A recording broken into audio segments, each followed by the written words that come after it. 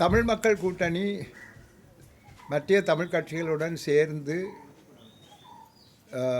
போட்டியிடுவதில் ஆர்வம் காட்டினார்கள். இப்பொழுதும் அந்த எண்ணத்தில் தான் இருக்கின்றார்கள். ஆனால் சில கட்சிகள் தங்களுடைய தனித்துவத்தை முன்வைத்து எங்களுடைய தனித்துவத்தை சிதைப்பதாக அல்லது சிதைக்கும் வண்ணமாக அவர்கள் சில நடவடிக்கைகளை எடுக்கும்போது எங்களுக்கு சில பிரச்சனைகள் ஏற்படுகின்றன.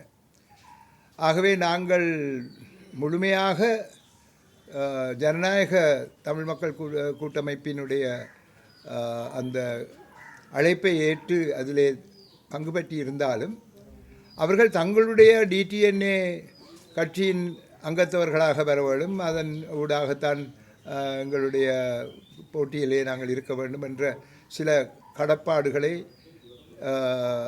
கண்டிஷன்ஸை அவர்கள் முன்வைத்தபடியால் எங்களுக்கு அது சில பிரச்சனையாக ஏற்பட்டது, பிரச்சனை கொடுத்தது.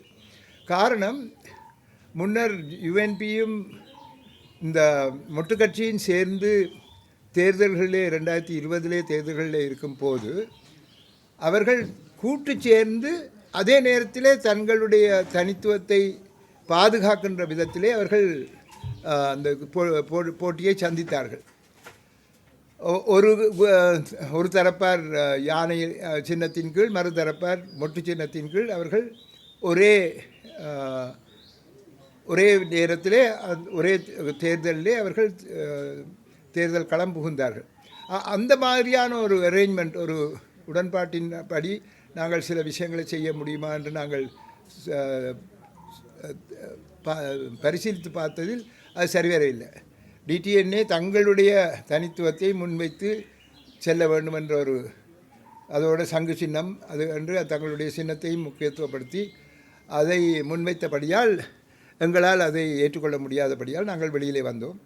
ஆகவே நாங்கள் தனித்து போட்டியிடுவதாக நாங்கள் இப்பொழுது அறிவித்திருக்கின்றோம். தேர்தல்களின் பின்னர் யார் யாருடன் சேர்ந்து அந்த நிர்வாகத்தை அமைக்க வேண்டும் என்பதை பற்றி நாங்கள் சிந்திக்கலாம். அது நாங்கள் பிறகு வருங்காலத்திலே யோசித்து எது தமிழ் மக்களுக்கு நன்மையை தரும் என்ற அடிப்படையிலே நாங்கள் அதுக்குரிய நடவடிக்கைகளிலே இறங்குவோம். அதை நீங்கள் தான் சொல்லுவோம். என்னென்ன மாவட்டங்களில் போட்டியிடும்? நாங்கள் யாழ்ப்பாணம், கிளிநொச்சி உட்பட வட மாகாணத்தில் இருக்கக்கூடிய அனைத்து மாவட்டங்களையும் நாங்கள் போட்டியிடுறதுக்கு முயற்சி செய்கிறோம். அதாவது எங்களை 17 17 பற்றி நான் பிறகு சொல்கிறேன். அதே மாதிரி கிழக்கு மாகாணத்திலே நாங்கள் உள்ளூராட்சி மன்றங்களுக்கு தேர்தலில் ஆக்களை நிறுத்துறதுக்கு முயற்சிகளை செய்கிறோம். முடியுமான அளவு நாங்கள் எல்லா இடங்களிலும் போடுவோம். இல்லை 17 16 போட்டியிடுவோம். 17 வந்து நாங்கள் எங்களுடைய சிரேஷ்ட உறுப்பினர் திரு செல்வேந்திரா அவர்களுக்கு சுயேட்சையாக மற்றவர்கள் சிலவருடன் சேர்ந்து போட்டியிடுவதற்கு வல்வெட்டித்துறையிலே போட்டியிடுவதற்கு நாங்கள் எங்களுடைய சம்மதத்தை தெரிவித்திருக்கின்றோம். அதற்கு காரணம் வந்து அங்கு ஒரு சில முக்கியமான விடயங்கள் நடைபெறுவதை எங்களுடைய மக்கள் அறிந்து கொள்ள வேண்டும். அதாவது அரசாங்கம் வந்து தங்களுடைய கட்சியினரை முன்வைக்கும் போது தொழிற்சங்கங்கள் ரீதியாக தொழிற்சங்கங்களின் ஊடாக அவர்கள் தங்களுடைய நடவடிக்கைகளிலே இறங்குகின்றார்கள்.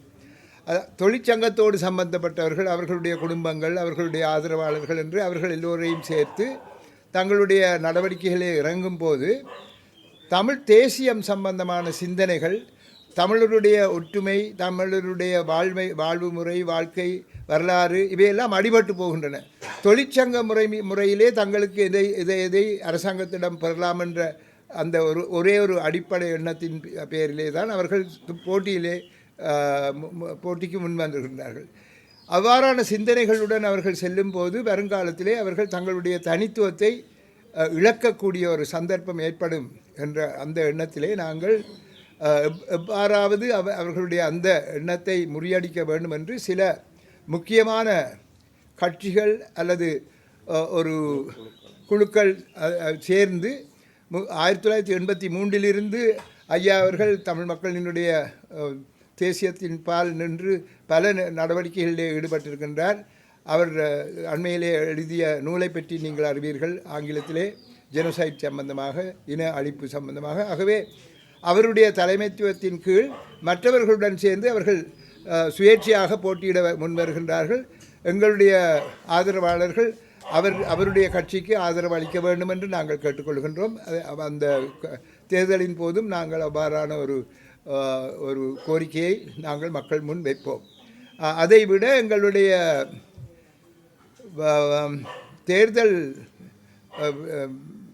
தேர்தலிலே நாங்கள் எவ்வாறான நடவடிக்கைகளிலே அரசாங்கம் ஈடுபடுகின்றது என்பதை அவதானித்து அல்லது சிங்கள கட்சிகள், பெரும்பான்மை சிங்கள கட்சிகள் எவ்வாறான நடவடிக்கைகளிலே ஈடுபடுகின்றன என்பதை அவதானித்து அதற்கேற்ற விதத்திலே நாங்கள் சில நடவடிக்கைகளிலே ஈடுபட இருக்கின்றோம். அவற்றில் ஒன்றுதான் இந்த வல்வெட்டித்துறையிலே சுயேட்சைக்கு நாங்கள் எங்களுடைய ஆதரவை அளிப்பது.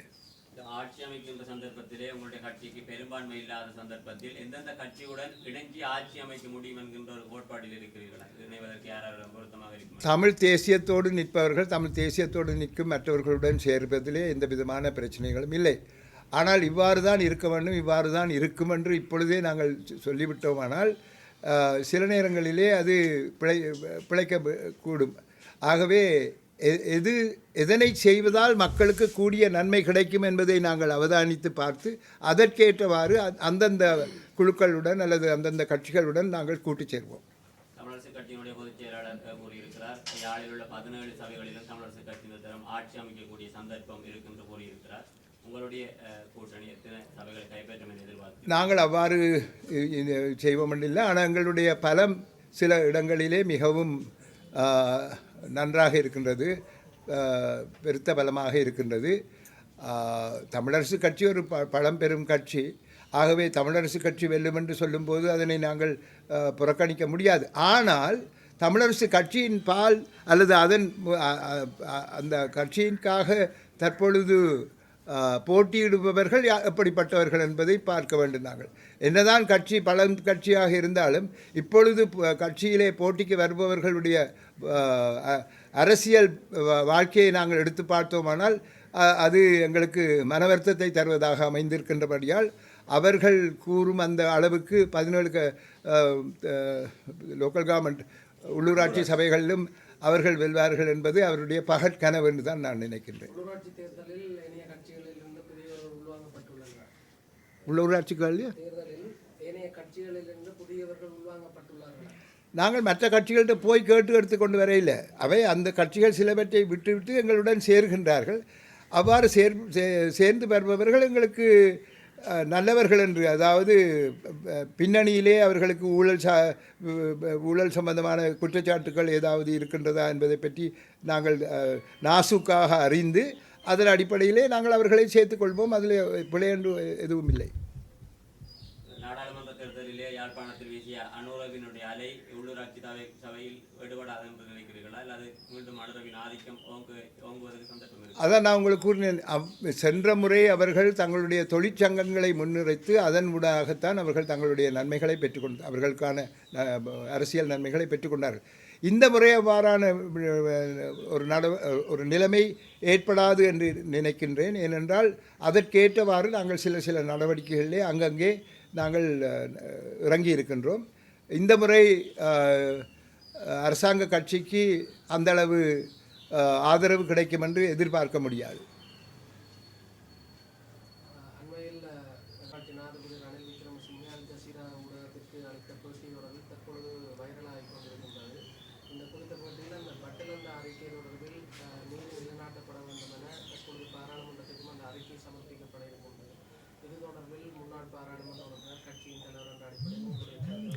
பட்டலந்த சம்பந்தமாக ரணில் விக்ரமசிங்க சம்பந்தமாக அப்பொழுது இருந்தே எங்களுக்கு சில விஷயங்கள் தெரிந்திருந்தன. ஆனால் ஏதோ காரணத்துக்காக அந்த அறிக்கை கொண்டு வரப்படவில்லை.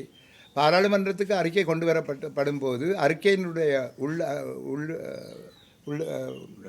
உள்ளடக்கங்களை நாங்கள் பரிசீலித்து பார்த்து எதை செய்ய வேண்டுமோ அதனை செய்யலாம். இப்பொழுது நாங்கள் முன்னர் இருந்தது போன்று நாங்கள் எந்த விதமான ஒரு கூட்டையும் அல்லது அவர்களிடமிருந்து சில நன்மைகளை பெற்றுக்கொள்ளலாம் என்ற எண்ணத்திலே நாங்கள் இனி எதுவும் செய்ய வேண்டிய அவசியமில்லை.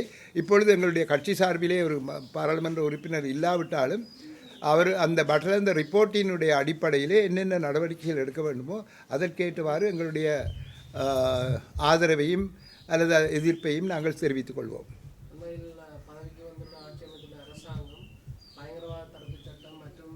அரசியல் கைதிகள் விடுதலை தொடர்பாக வாக்குறுதிகளுக்கு பதவிக்கு வந்த பொழுதிலும் தற்சமயம் வரை எதுவிதமான முன்னேற்ற நடவடிக்கைகளை மேற்கொள்ளவில்லை. இது தொடர்பான கையெழுத்து போராட்டங்களும் அங்கங்கே இடம்பெற்றுக் கொண்டிருக்கின்றன. இது குறித்து தங்களுடைய கருத்து? இது நாங்கள் ஏற்கனவே எதிர்பார்த்தது தான். அதாவது நீங்கள் எவ்வளவுதான் இதில் ஒரு ஒரு விடயத்தை நாங்கள் நினைவில் வைத்திருக்கோம். இடதுசாரி கட்சிகள் என்று கூறும்போது நாங்கள் இளைஞர்களாக இருக்கும்போது நாங்களும் இடதுசாரி கட்சிகளோடு சேர்ந்து தான் நாங்கள் வாசுதேவ நாணயக்காரரோடு எல்லாம் நாங்கள் ஒருமிக்க சேர்ந்து தான் நாங்கள் பல கூட்டங்களிலே பேசி இவற்றையெல்லாம் செய்து கொண்டு வந்துடும். ஆகவே இடதுசாரி கட்சிகள் அந்த காலத்திலே இருந்த அந்த லங்கா சமசமாஜ கட்சி அல்லது கம்யூனிஸ்ட் கட்சி போன்ற அந்த இடதுசாரி கட்சிகள் வேறு, ஜேவிபியினுடைய இடதுசாரி தன்மை வேறு. ஜேவிபியினுடைய இடதுசாரி தன்மை சிங்கள தேசியத்துடன் இணைந்தது என்று அவர்கள் குறிப்பிட்டு இடதுசாரி கொள்கைகளுக்கு முரண்பட்ட ஒரு தேசிய கொள்கையை அதனுடன் இணைத்து கொண்டு அவர்கள் வந்திருக்கின்றார்கள் இவ்வளவு காலம். இனி அதை ஒரு விதத்தில் மாற்றக்கூடிய விதத்திலே ஒரு லிபரல் ஆட்டிடியூடு, ஒரு சுயேட்சையான ஒரு முறையிலே ஏகேடி திசாநாயக்க அவர்கள் வந்தால் கூட அவரால் அந்த பிடியிலிருந்து வெளிவர முடியாத ஒரு நிலை அவருக்கு இருக்கின்றது. ஆகவே சிங்கள ஆதிக்கத்தினுடைய அந்த ஒரு பின்புலத்திலே இருந்து அவர்கள் வருகின்றபடியால் அவர்களால் எவ்வளவுதான் எதை சொன்னாலும் அவர்களால் அதிலிருந்து விடுபட்டு நன்மைகளை எங்களுக்கு பெற்றுத்தர முடியாது என்பது எங்களுடைய கருத்து. உதாரணத்துக்கு நான் பாராளுமன்றத்திலே ஏகேடியுடன் அந்த காலத்திலே பேசும்போது நான் சொன்னேன், உங்களுக்கு தமிழ் மக்களுடைய ஆதரவு கிடைக்காது. அவர் சொன்னால் நீங்கள் இருந்து பாருங்கள், கட்டாயம் கிடைக்கும். அது இருந்து அவர் சொன்னது சரி, தமிழ் மக்களுடைய ஆதரவு கிடைத்தது. ஆனால் அந்த ஆதரவு கிடைத்தது எந்த அடிப்படையிலே எப்படி என்று இப்பொழுது நாங்கள் எல்லாவற்றையும் படித்திருக்கின்றோம். இது தொடர்ந்தும் கிடைக்கும் என்று அவர் எதிர்பார்க்க முடியாது. யாழ் மாவட்டத்தில் பல கட்சிகளும் பல சுயேட்சை குழுக்களும் இந்த உள்ளூராட்சி தேர்தலில் போட்டியிடுகின்ற பொழுது மக்கள் பல திசைகளிலே தங்களுடைய கவனங்களை செலுத்துவதற்கான வாய்ப்புகள் இருக்கின்றன. இவ்வாறான சூழலில் தமிழ் மக்கள் கூட்டணிக்கு உள்ளூராட்சி தேர்தலில் தமிழ் மக்கள் ஏன் வாக்களிக்க வேண்டும்? தமிழ் மக்கள் கூட்டணியின் தலைவராக நீங்கள் சொல்ல வேண்டும். தமிழ் மக்கள் கூட்டணிக்கு மக்கள் ஏன் வாக்களிக்க வேண்டும் என்று கேட்டீர்களானால் எங்களுக்கு பல காரணங்கள் இருக்கின்றன. நாங்கள் ஒரு தனித்துவமான ஒரு கட்சி. முதலாவது நாங்கள் 7 வருஷம்தான் கட்சி தொடக்கப்பட்டு 7 வருடங்கள் தான், மற்ற எல்லாம் பழம்பெருங்கட்சிகள். ஆகவே நாங்கள் இளைஞர்களுடன் சேர்ந்து இளைஞர்களுக்கு முன்னிலை கொடுத்து நாங்கள் முன் வந்து கொண்டிருக்கின்றோம். எங்களுடைய குறிக்கோள்களை எடுத்து பார்த்தீர்களானால் தன்னாட்சி, தற்சார்பு, தன்னிறைவு என்ற குறிக்கோள்களை நாங்கள் முன்வைக்கும் போது மக்களிடையே எந்த விதமான மாற்றங்களை சமூக ரீதியாகவும் தனித்துவமாகவும் பொருளாதார ரீதியாகவும் எவ்வாறு சமூக ரீதியாகவும் எதனை கொண்டு வர வேண்டும் என்பது சம்பந்தமாக நாங்கள் சிந்தித்து செயலாற்றி கொண்டிருக்கின்றோம். அந்த சிந்தனையின் அடிப்படையிலே தான் மக்களினுடைய வாழ்க்கை முறை மாற்றமடைய வேண்டும், எவ்வாறு மாற்றமடைய வேண்டும், அதற்கு எங்களுடைய கட்சி எந்தவாறாக அதற்கு உதவிகளை ஆதரவை பெற்றுத்தர வேண்டும் என்பது சம்பந்தமாக நாங்கள் சிந்தித்து செயலாற்றி கொண்டு இருக்கின்றோம். ஆகவே அது எங்களுடைய தனித்துவம். இதை விட நாங்கள் பார்த்து கொண்டு போனோமானால் வேறு சில தனித்துவங்கள் இருக்கின்றன.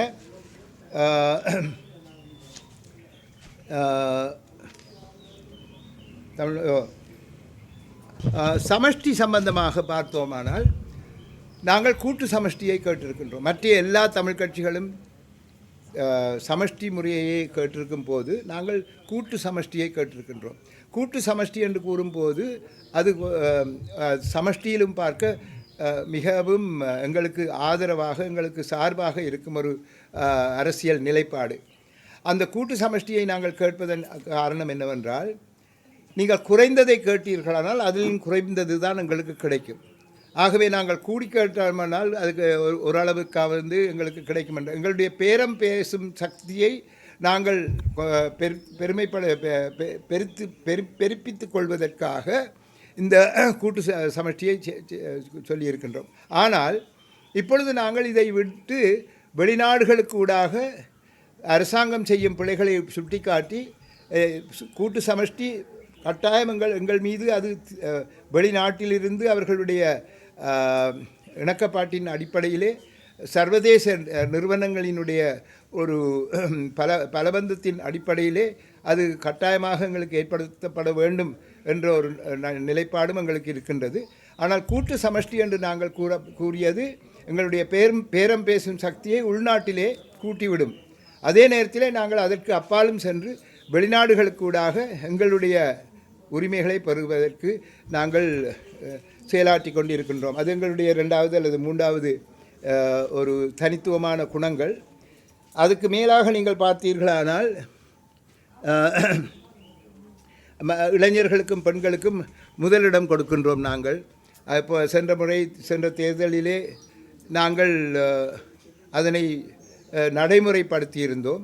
எங்களுக்கு கிடைத்தது 13,000 சொச்சம் என்றாலும் டிடிஎன்ஏ அத்தனை கட்சிகளும் சேர்ந்து அவைக்கு 15,000 கிட்ட தான் கிடைச்சது. ஆகவே நாங்கள் தனித்துவமாக எங்களுடைய நடவடிக்கைகளில் இறங்கும் போது எங்களுக்கு மக்களினுடைய ஆதரவு ஓரளவுக்கு இருப்பதை நீங்கள் பார்க்கலாம். அதே ஆதரவு பெருத்து கொண்டு கூடிக்கொண்டு போகும் என்ற எதிர்பார்ப்பு எங்களிடமே இருக்கின்றது. மற்றது ஊழலை முற்றாக அழிக்க நாங்கள் கங்கணம் கட்டியிருக்கின்றோம். ஆகவே நாங்கள் எங்களுடைய வேட்பாளர்கள் சம்பந்தமாக அவர்களுடைய பின்புலம் சம்பந்தமாக பல கேள்விகளை கேட்டு அதை அறிந்து தான் அவர்களை முன்னிறுத்துகின்றோம். அதையும் அப்பாற்பட்டு ஏதாவது சொல்லப்பட்டால் நாங்கள் அதற்குரிய நடவடிக்கைகளை எடுப்போம். மற்றது எங்களுடைய படித்த பண்புள்ள இளைஞர் யுவதிகளை தேடி நிற்கின்றோம். அவர்களை முன்னேற்றும் திட்டம் வெற்றியடைந்தால் வெறும் உணர்ச்சி அரசியலுக்கும் எரிச்சல் புகைச்சல் அரசியலுக்கும் நாங்கள் முற்றுப்புள்ளி வைத்து விடுவோம் என்பது எங்களுடைய கருத்து. ஆகவே எங்களுடைய கட்சி தனித்துவமான கட்சி, இளங்கட்சி, இளைஞர்களுக்கும் பெண்களுக்கும் உரிமைகளை கொடுக்கும் கட்சி, நல்ல குறிக்கோள்களை முன்மாதிரியாக வைத்திருக்கும் கட்சி. அந்த ரீதியிலே எங்களுக்கு எதிராக குற்றச்சாட்டுகள் எதுவும் எனக்கு மட்டுமே ஒரு குற்றச்சாட்டு கொண்டு வரப்பட்டது. அது இப்பொழுது குற்றச்சாட்டாக ஒருத்தரும் ஏற்றுக்கொள்ளவில்லை. அதாவது பாருக்கு லைசன்ஸுக்கு நான் கடிதம் கொடுத்தது சம்பந்தமாக அதை இப்பொழுது ஒருவருமே அதை பெரிதாக இப்பொழுது பேசிக்கொள்வதும் இல்லை, ஒன்றுமில்லை. உண்மையிலே அதிலே வேறு விதத்திலே அதை நாங்கள் பார்த்தோமானால் முல்லைத்தீவில் இருந்து ஒரு டாக்டர் அகிலன் என்பவர் ஆஸ்திரேலியாவில் இருந்து எனக்கு டெலிஃபோன் பண்ணி சொன்னார், ஐயா நீங்கள் அப்படி செய்தது சரி என்று. ஏனென்று கேட்டேன், முல்லைத்தீவிலே பார்கள் இல்லாதபடியால் கசிப்பின் நிமித்தம் பலர் இறக்கின்றார்கள். ஏதோ புள்ளி விவரங்களை தந்திருந்தார். இந்த காலகட்டத்திலே இத்தனை பேர் இருந்திருக்கின்றார்கள் ஒரு கசிப்பு குடித்து. ஆனால் அரசாங்கம் இந்த டாக்டர்ஸ் அதுக்குரிய சர்டிஃபிகேட் தரும்போது கசிப்பு குடித்து இறந்தார்கள் என்று சொல்லுவதில்லை, வேறு ஏதோ சயின்டிஃபிக் இதுகளை சொல்லிப்படுகிறார். ஆனால் உண்மையின்படி தான் ரீஜனல் டைரக்டராக இருந்ததாகவும் அதனுடைய அதாவது அந்த கசிப்பு கொடுத்ததாக தான் நடந்தது என்றதும், ஆகவே கசிப்புக்கு இந்த பார்களுக்கு ஒரு கடிதம் கொடுத்தது பிழை இல்லை என்ற ஒரு கருத்தை அவர் ஆஸ்திரேலியாவில் இருந்து எனக்கு தெரியப்படுத்தினார். ஆகவே அதைவிட எங்களுடைய பண்புள்ள இளைஞர்களுக்கு வேறு பின்னணியிலே எந்த விதமான குற்றச்சாட்டுகளும் இல்லாத காரணத்தினால் எங்களுடைய கட்சிக்கு மக்கள் ஆதரவு நல்க வேண்டும், தர வேண்டும், தருவார்கள் என்ற நம்பிக்கையுடன் நான் உங்களுடைய கட்சி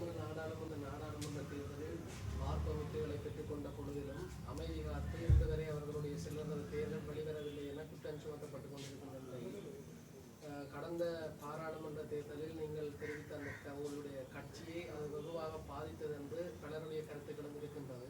எப்பொழுதாவது நீங்கள் சிந்தித்திருக்கின்றீர்களா இந்த கருத்து உங்களுடைய கட்சியினுடைய வாக்கினை சிதைத்தது?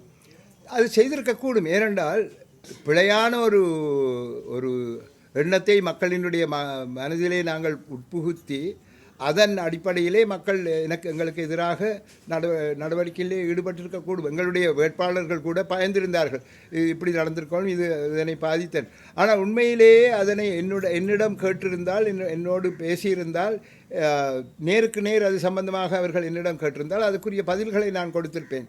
நான் செய்ததிலே எந்த விதமான பிழையும் இல்லை என்பது என்னுடைய கருத்து. ஆனால் இதனை பிழை என்று கூறுபவர்கள் வேறு யாரோ எல்லாரும் செய்திருக்கிறோம் அவை இந்த இதுகளை பற்றி என்னெல்லாம் சொல்கிறீங்களா, இதெல்லாம் இந்த பார் பெர்மிட்டை கொடுப்பதால் அதனூடாக பல லட்சங்களை கோடிகளை அவர்கள் பெற்றார்களா என்பதுதான் கேள்வி. சிலர் அவ்வாறு பெற்றார்கள் என்றதன் காரணத்தினால அதை வச்சு பார் பெர்மிட்டோடு சம்பந்தப்பட்டவர்கள் எல்லோருமே காசு அடிச்சிருக்கிறார்கள் என்ற முறையிலே கருத்து சொல்லப்படுகின்றது. அவ்வாறு இல்லை. என்னை பொறுத்தவரையிலே ஒரு கடிதம் எடுத்து கொடுத்தது உண்மை. அது கேட்ட உடனேயே நான் அதுக்கு ஆமென்று பதில் சொல்லிவிட்டேன். ஆனால் சிலர் அதை இல்லை என்று சொல்வதன் காரணம் அதற்கு பின்னணியிலே என்னென்ன செய்திருக்கின்றார்கள் என்பதை பற்றி எனக்கு தெரியாது. நீங்கள் தான் எல்லோரும் பத்திரிகையாளர்கள் தான் தேடி பார்த்து கண்டுபிடிக்க வேண்டும். ஆனால் அது எங்களுடைய கட்சிக்கு வர வேண்டிய ஆதரவை குறைத்தது என்பதை நான் ஏற்றுக்கொள்கின்றேன். ஆனால் அது அது அதை அது நான் செய்யாத பிழைக்காக கட்சிக்கு ஏற்பட்ட பாதிப்பு.